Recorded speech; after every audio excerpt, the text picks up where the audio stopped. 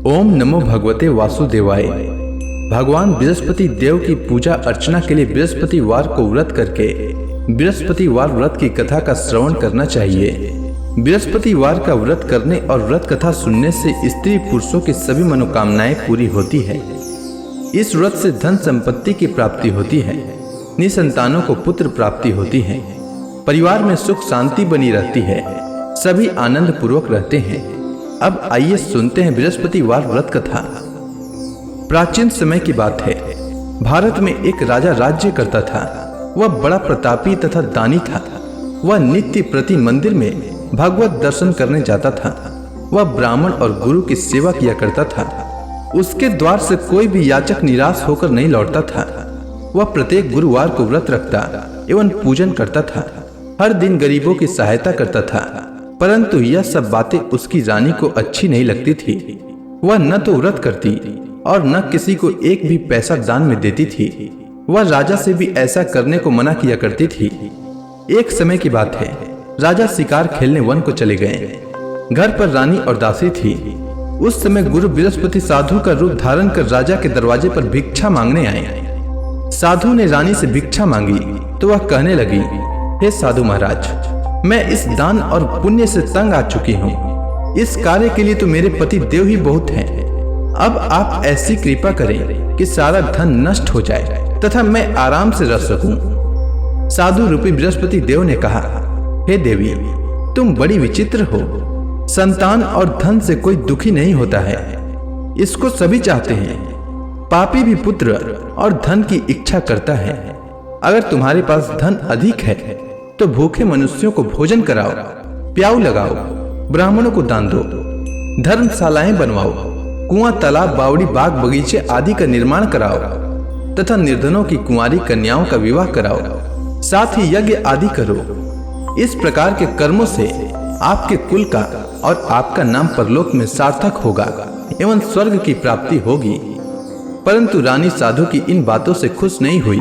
उसने कहा, हे साधु महाराज, मुझे ऐसे धन की आवश्यकता नहीं जिसको मैं अन्य लोगों को दान दूं तथा जिसको रखने और संभालने में ही मेरा सारा समय नष्ट हो जाए। साधु ने कहा, हे देवी, यदि तुम्हारी ऐसी इच्छा है तो जैसा मैं तुम्हें बताता हूँ तुम वैसा ही करना।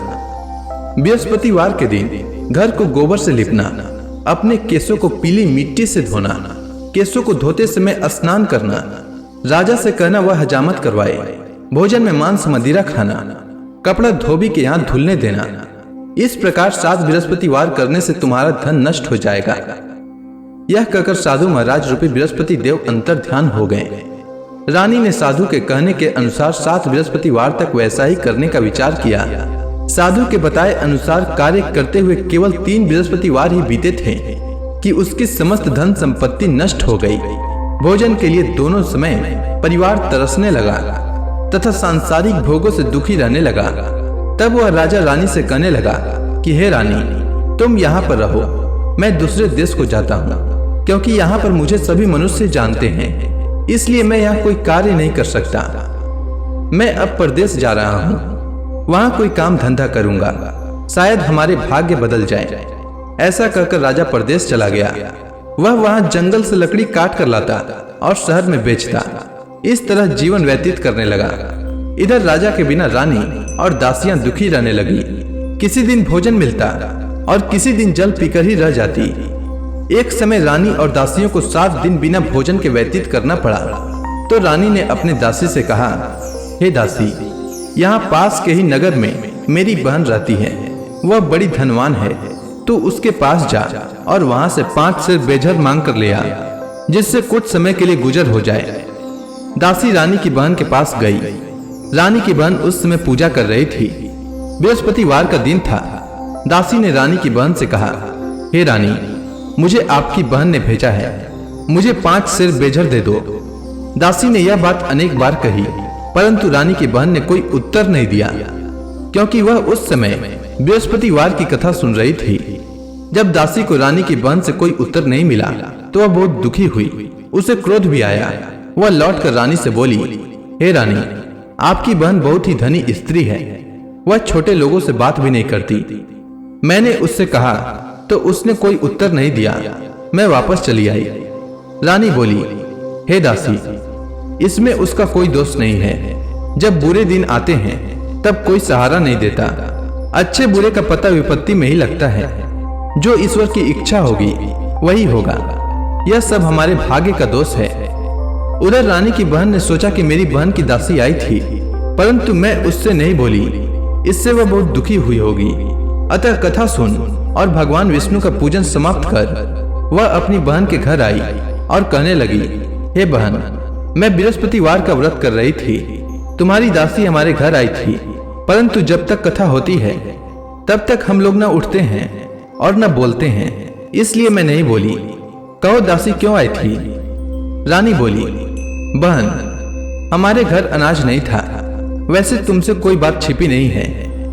इस कारण मैंने दासी को तुम्हारे पास 5 सेर भेजर लेने के लिए भेजा था।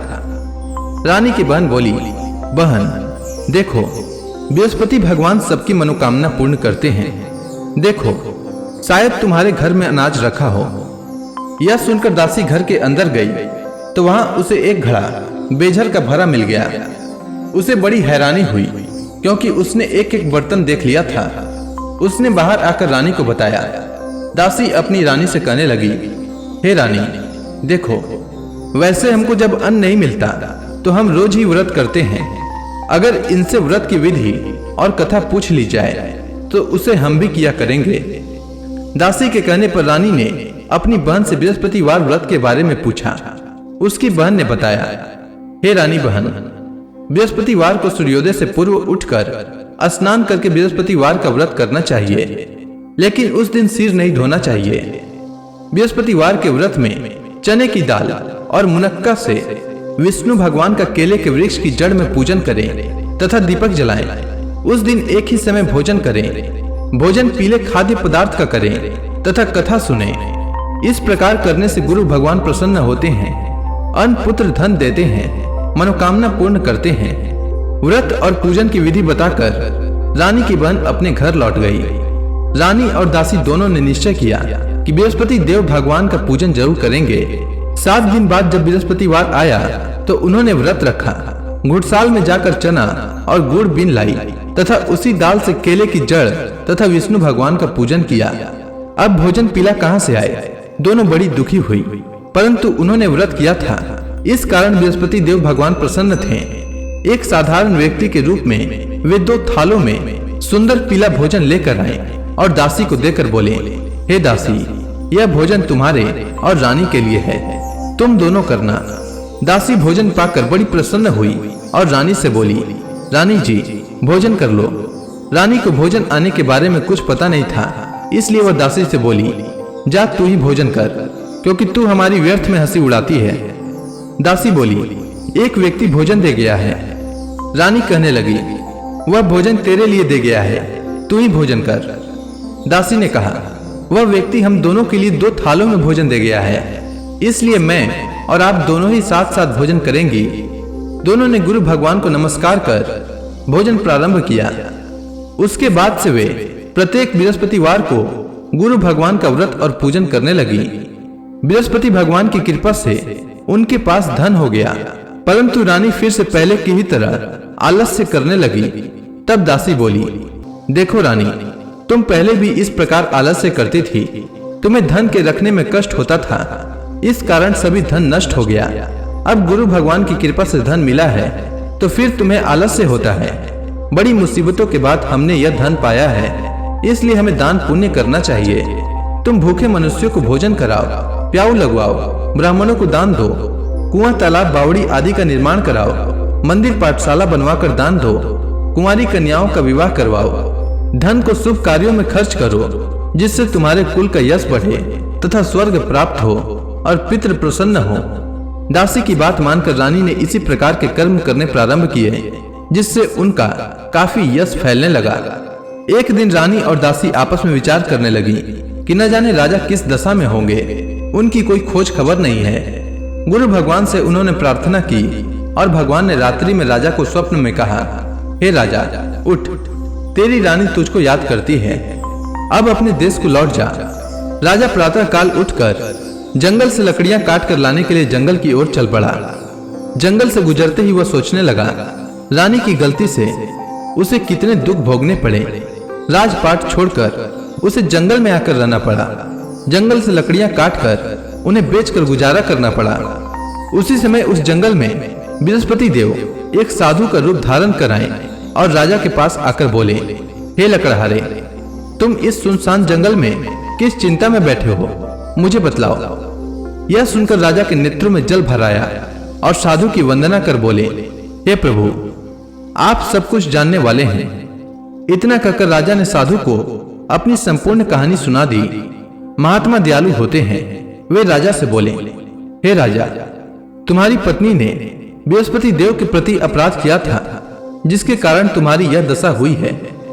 अब तुम किसी प्रकार की चिंता मत करो, भगवान तुम्हें पहले से अधिक धन देंगे। देखो, तुम्हारी पत्नी ने बृहस्पतिवार का व्रत प्रारंभ कर दिया है। अब तुम भी बृहस्पतिवार का व्रत करके चने की दाल व गुड़ जल के लोटे में डालकर केले का पूजन करो, फिर कथा सुनो। भगवान तुम्हारी सब मनोकामनाओं को पूर्ण करेंगे। साधु को प्रसन्न देखकर राजा बोला, हे प्रभु, मुझे लकड़ी बेचकर इतना पैसा भी नहीं बचता जिससे भोजन करने के उपरांत कुछ बचा सकूं। मैंने रात्रि में अपनी रानी को व्याकुल देखा है। मेरे पास कोई साधन नहीं जिससे समाचार जान सकूं। फिर मैं बृहस्पति देव की क्या कहानी सुनूं? मुझको तो कुछ भी मालूम नहीं है। साधु ने कहा, हे राजा, तुम किसी बात की चिंता मत करो। बृहस्पतिवार के दिन तुम रोजाना की तरह लकड़ियां लेकर शहर में जाओ। तुम्हें रोज से 2 गुना धन प्राप्त होगा, जिससे तुम भली भांति भोजन कर लोगे तथा बृहस्पति देव की पूजा का सामान भी आ जाएगा। इसके बाद राजा ने साधु के कहे अनुसार बृहस्पतिवार का व्रत किया। बृहस्पतिवार का व्रत करने से राजा के दिन सुधर गए।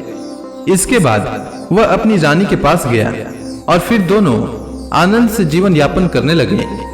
इसलिए सुख समृद्धि की कामना करने वाले मनुष्यों को बृहस्पतिवार का व्रत करना चाहिए और बृहस्पति देव की पूजा करनी चाहिए। साथ ही बृहस्पतिवार व्रत की कथा सुनना चाहिए।